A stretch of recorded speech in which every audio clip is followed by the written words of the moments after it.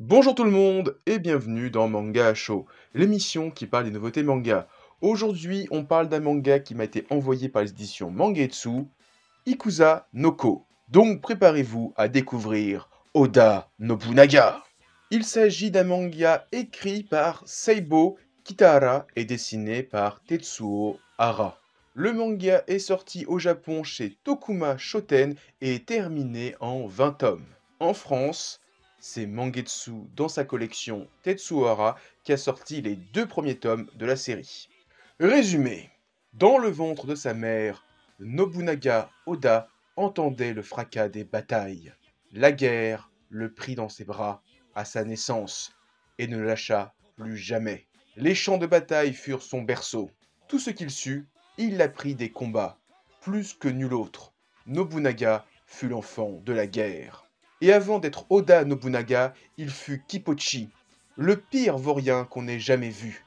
Après le manga Keiji et après le préquel de Hokuto no Ken, Soten no Ken, les éditions Mangetsu continuent à faire grandir leur collection autour de Tetsuo Hara avec le dernier titre en date signé par le maître qui, comme vous l'avez compris, va raconter la vie de Oda Nobunaga. Alors, pour ceux qui ignorent qui est Oda Nobunaga, parce que je suis sûr qu'il y a des gens qui ne savent pas qui il est, pour faire simple, c'est l'une des plus grandes figures historiques du Japon, l'une des personnes qui a permis l'unification de l'archipel, et puis après ça, l'archipel s'est fermé sur elle-même, il y a eu le shogunat des Tokugawa, tout ça. Je vais vous faire un cours d'histoire sur le Japon, on n'est pas là pour ça. Mais globalement, ceux qui ne savent pas qui est Oda Nobunaga, comme je l'ai dit, c'est une des plus grandes figures historiques du Japon, c'est un peu une sorte d'équivalent Napoléon. Là, je suis sûr que les fans d'histoire vont me tomber dessus et vont me dire « mais tu dis n'importe quoi !» Mais voilà, c'est pour que vous compreniez un petit peu qui est Oda Nobunaga.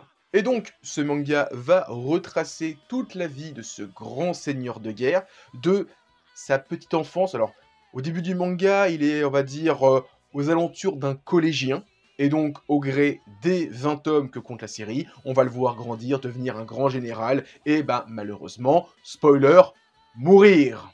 En même temps, c'est un demi-spoiler parce que le manga commence avec la mort de Nobunaga, donc vous savez comment il va terminer. Et puis, ça reste entre guillemets un manga historique, c'est comme si on avait un manga sur Napoléon et que je vous disais qu'à la fin il mourrait sur Sainte-Hélène. C'est de l'histoire, c'est logique, c'est pas un spoil. Maintenant, qu'est-ce que j'ai pensé de ces 2 premiers tomes, qui retracent, comme je l'ai dit, la prime jeunesse de Oda Nobunaga, qui s'appelle encore Kippochi.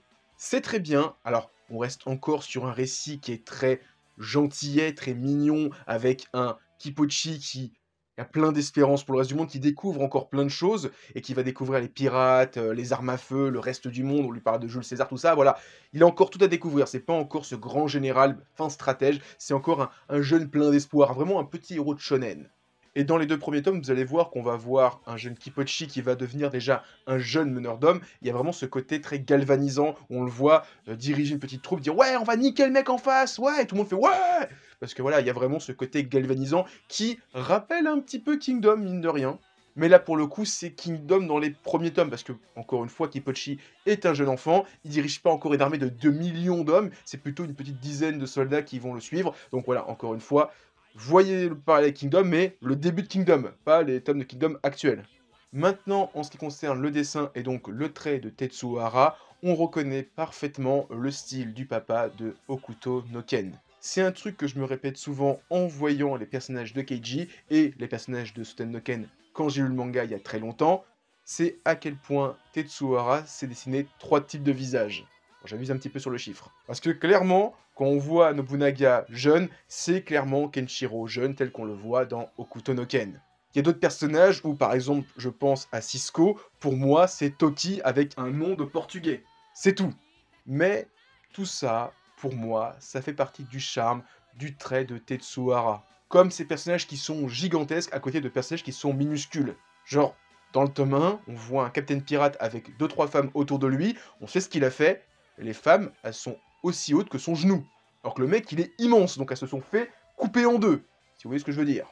Dernière petite chose, alors je ne sais pas si des gens vont pouvoir me le dire, c'est plus une sorte d'impression, mais j'ai l'impression que Tetsuo Hara est passé au dessin numérique. Je dis ça parce que je trouve que le trait de Ikusanoko est beaucoup plus propre et soigné qu'à l'époque de Hokuto no Ken. Certes, Hokuto no Ken a plus de 30 ans par rapport à Ikusa no Ko, mais je trouve que Hokuto no Ken avait un dessin beaucoup plus brut de décoffrage, là où Ikusa no Ko est beaucoup plus propre. Donc, encore une fois, dites-le moi en commentaire si Tetsuhara est passé au numérique. En tout cas, moi, j'ai cette impression qu'il est passé au numérique. Peut-être que je me trompe. En conclusion, Ikusa no Ko, c'est pour moi super bien. Déjà, j'aime beaucoup le personnage de Oda Nobunaga et les différentes interprétations qu'on a eues dans différents mangas. Là, je vais enfin avoir un manga qui raconte sa vie de sa jeunesse jusqu'à sa mort. Là où la dernière, on va dire, tentative de biographie que j'ai eue, c'est la mort d'Oda Nobunaga, qui se concentre plutôt sur ses ennemis et les gens qui l'ont tué. Là, on va voir quasiment une biographie complète et romancée de Nobunaga, donc je suis très intéressé. En plus, je suis fan de Tetsuhara, donc avoir un nouveau manga de l'auteur, ça fait plaisir, surtout que c'est un inédit, là où Keiji et Stenoken chez Mangetsu, c'était des rééditions. Bon, j'avais pas Keiji, donc ça fait quand même plaisir. Donc voilà, vraiment très content, et pareil, l'édition, Mangetsu a fait du très bon boulot avec, c'était fait un peu métallisé sur la couverture, le titre qui est en doré, ils ont fait du très, très bon boulot. Donc, Ikusa no Ko, du très, très bon. On commence très fort l'année 2023. Donc voilà, c'était ma vidéo sur Ikusa no Ko. J'espère que vous l'avez appréciée. Si c'est le cas, pensez à mettre un commentaire, à laisser un pouce bleu, à partager la vidéo. Ça fait toujours plaisir. En description, vous avez un lien vers tous mes réseaux. Et sur ce, moi je vous dis à plus et continuez à lire des mangas. Allez, ciao tout le monde!